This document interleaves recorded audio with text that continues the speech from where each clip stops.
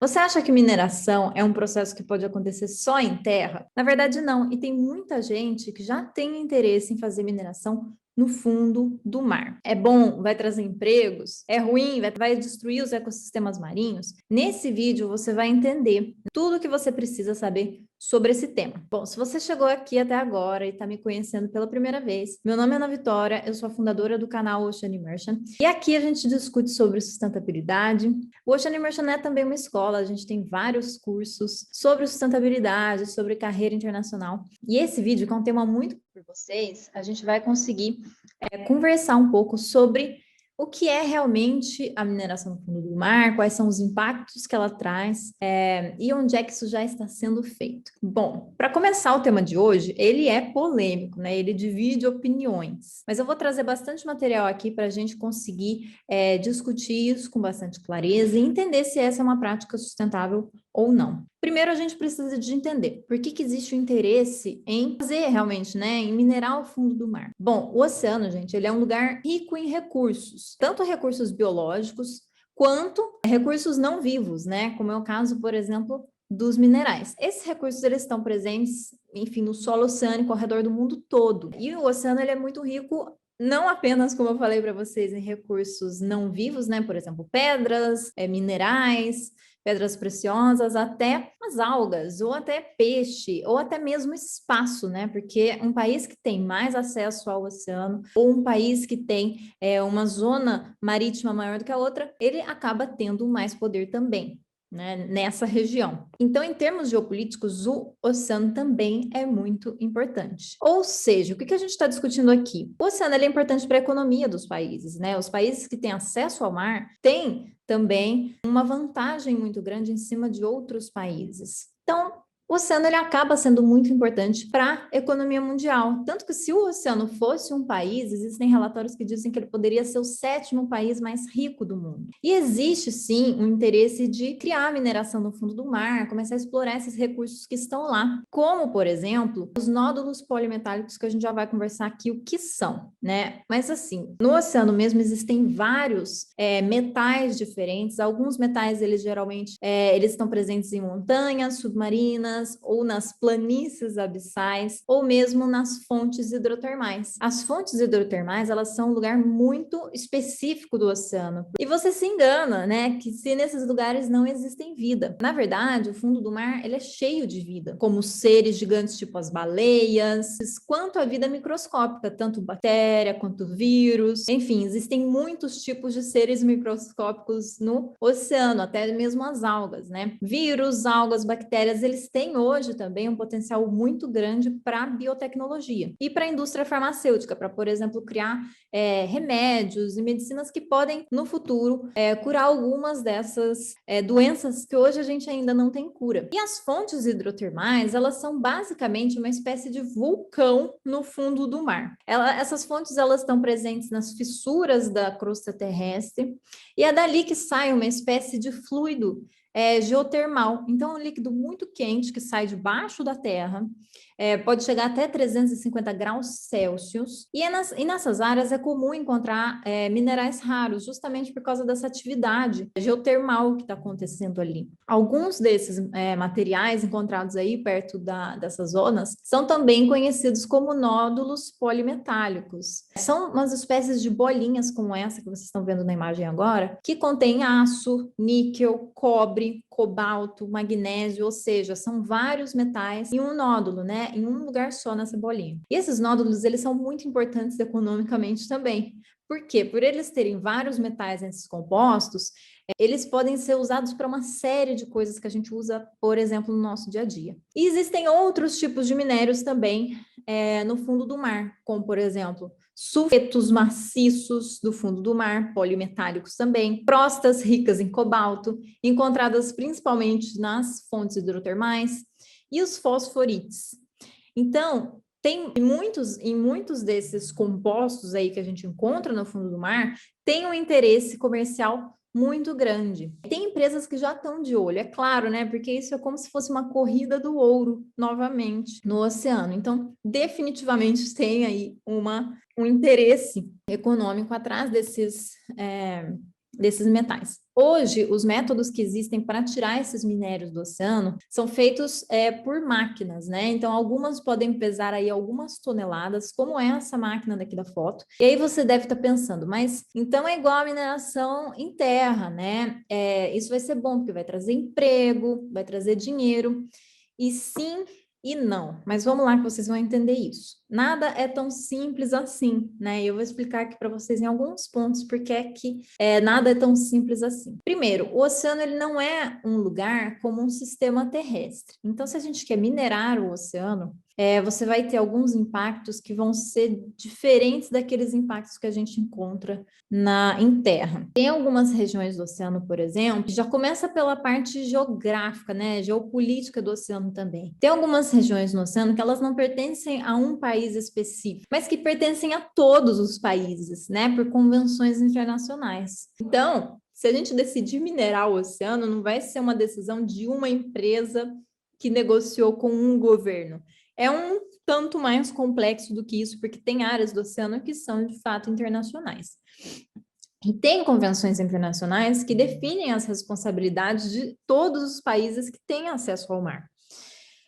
Mais conhecida aí como ANCLOS. Ou seja, a gente já vai aqui para o nosso número 2, que é a gente ainda precisa de tecnologias menos destrutivas para criar essa mineração de uma forma que não impacte tão negativamente os ecossistemas do mar profundo, porque as tecnologias que existem até hoje, elas podem destruir realmente esses locais, que são ecossistemas, às vezes, com milhões de anos de existência. E como a gente não conhece ainda muito bem o que tem no oceano, em termos biológicos mesmo, pode ser que a gente destrua espécies que a gente ainda nem conheceu e que podem ser importantíssimas, por exemplo, para vacinas ou para curas que a gente ainda não sabe.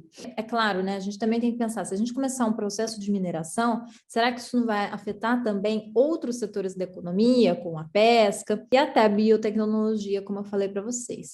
E tem um terceiro ponto também, que é os ecossistemas do fundo do mar, eles são muito sensíveis, então eles demoram anos para se formar. Sabe, tipo uma árvore jabuticabeira que demora 200 anos para crescer? É mais ou menos tipo isso, né? Tem organismos no oceano que têm realmente milhões de anos e pode ser muito lenta a recuperação desses ecossistemas se a gente tiver um processo de mineração. Então, por exemplo, um método mais agressivo de retirada desses minerais do oceano, ele pode sim ser fatal para muitas espécies e para muitas áreas inteiras, né, que ocupam um espaço muito importante nessa teia de vida que a gente tem no planeta. E aí a gente tem uma pegadinha aqui, que é o nosso ponto número 4, né? Alguns desses metais, eles são de grande interesse para as indústrias verdes. Como assim as indústrias verdes? Pois é, as indústrias ecológicas, né, que estão aí na transição energética, elas têm interesse em algum desses metais, porque as baterias dos carros elétricos, por exemplo, elas usam esses metais na produção. E aí você provavelmente está como eu, assim, se questionando, né, se é realmente ecológico, se não é. Pois é, eu também fiquei bem surpresa quando eu descobri sobre isso. E a verdade é que essa é uma equação bem complexa, né, para a gente responder assim em um vídeo. Mas vamos lá, como muitos de vocês me perguntaram, né? Quando eu perguntei lá no meu Instagram o que vocês queriam saber dessa aula, a principal dúvida de vocês sobre mineração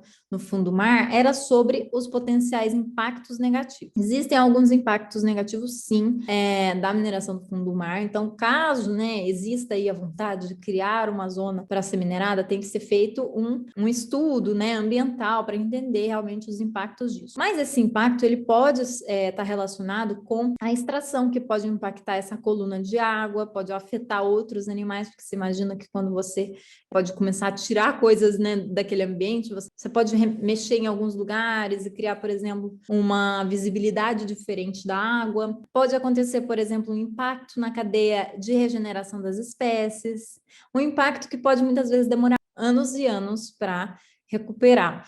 E claro, né, a gente tem também os resíduos da mineração, que quando a gente tem em terra são tratados de uma forma, mas no fundo do mar podem impactar os peixes e o setor da pesca, e ainda os plânctons e as algas e muitos seres que vivem no oceano.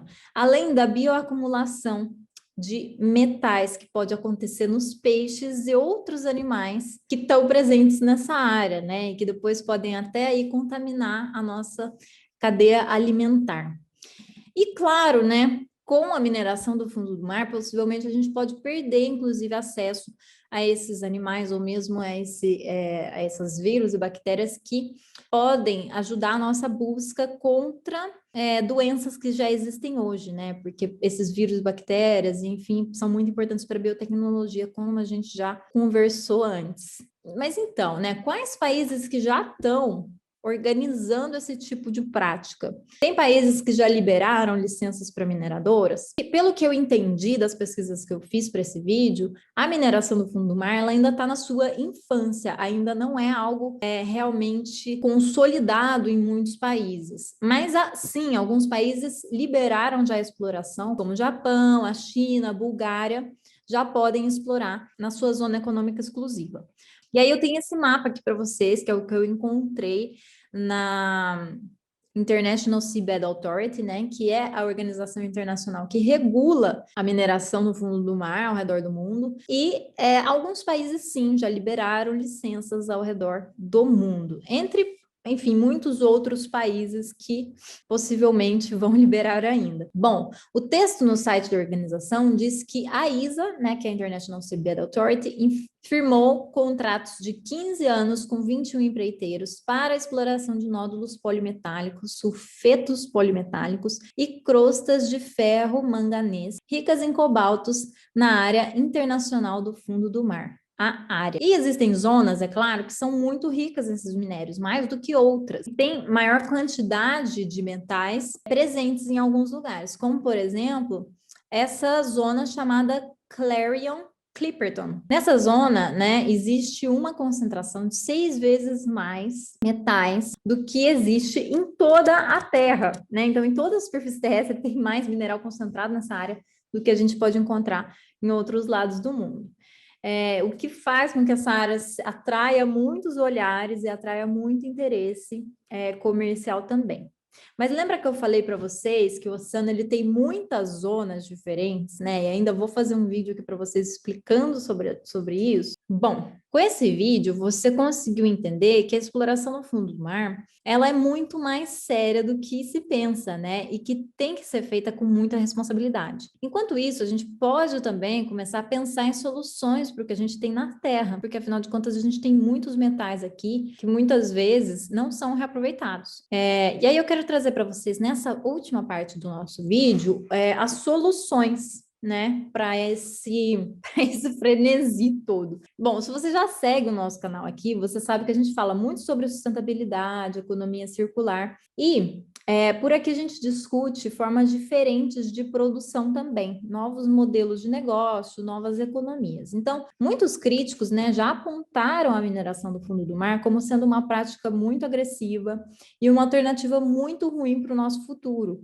especialmente se a gente usar as tecnologias que a gente tem hoje, em 2021, né, que talvez no futuro a gente tenha tecnologias menos agressivas, mas para agora, para este momento, talvez não seria a melhor opção fazer isso. Vamos lembrar, né, que nem muito tempo que a gente teve crimes ambientais como Brumadinho, como Mariana, envolvendo mineradoras, né? Então é muito complicado a gente realmente trabalhar em algo que pode trazer um impacto ambiental muito grande que pode durar gerações e gerações. Então, se Brumadinho e Mariana, por exemplo, né, aconteceram em locais onde a gente pode ver, né, que são locais na terra, você imagina o que pode acontecer no mar, onde é um lugar onde realmente ninguém vai, né? Pouquíssimas pessoas passam por ali. Então, existem outros modelos que podem ser mais sustentáveis para a exploração desses metais, como a economia circular, que levam a sustentabilidade em conta e, claro, né, que a gente também não pode esquecer que a gente tem que fazer alguma coisa com o lixo que a gente produz, né? Tanto o lixo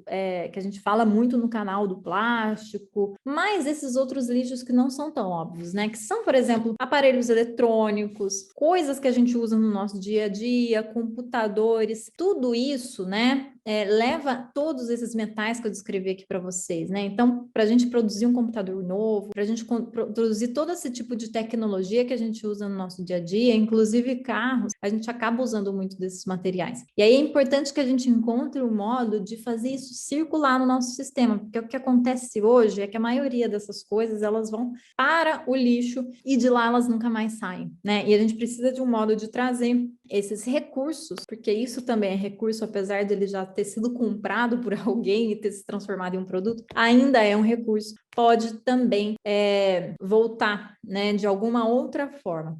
Então, a gente precisa de pensar em formas de reaproveitar esse lixo eletrônico, esse lixo, no lugar de explorar mais e mais e mais e mais, porque vai chegar uma hora que realmente talvez não vai ter onde explorar no planeta, né? Então, existem vários estudos sobre a circularidade dos metais, que é muito interessante. Eu até vou deixar todos os links aqui embaixo na descrição desse vídeo, se você quiser se aprofundar nesse tema depois. E existe, inclusive, uma marca de celulares que está fazendo diferente, que está trazendo essa visão para dentro do negócio, que é o caso da Fairphone, né? Que é uma marca que faz a reciclagem dos metais para serem usados nos telefones. Essa marca que se chama Fairphone, né, que vende telefones, vende celulares, ela também busca não lançar um modelo novo todos os anos. Por quê? Para evitar que as pessoas realmente fiquem trocando. Então, por exemplo, você pode ter um celular super legal da Fairphone e se você quiser, por exemplo, uma câmera melhor, você compra uma câmera deles e você encaixa ela no seu celular. Você não precisa de comprar um modelo novo só para ter a câmera. É a mesma coisa com outras partes do celular que você pode fazer também. Então é muito interessante e talvez seja de modelos assim que a gente esteja precisando hoje. Bom, eu espero que você tenha gostado desse vídeo. Espero que você tenha ficado com a reflexão que eu trouxe para cá. Me conta aqui o que você achou desse vídeo. Se você ainda tem dúvida, eu quero fazer a parte 2 do vídeo Mineração no Fundo do Mar, para que a gente possa discutir esse tema mais a fundo. Vou ficando por aqui. Um beijo para vocês e até o próximo vídeo.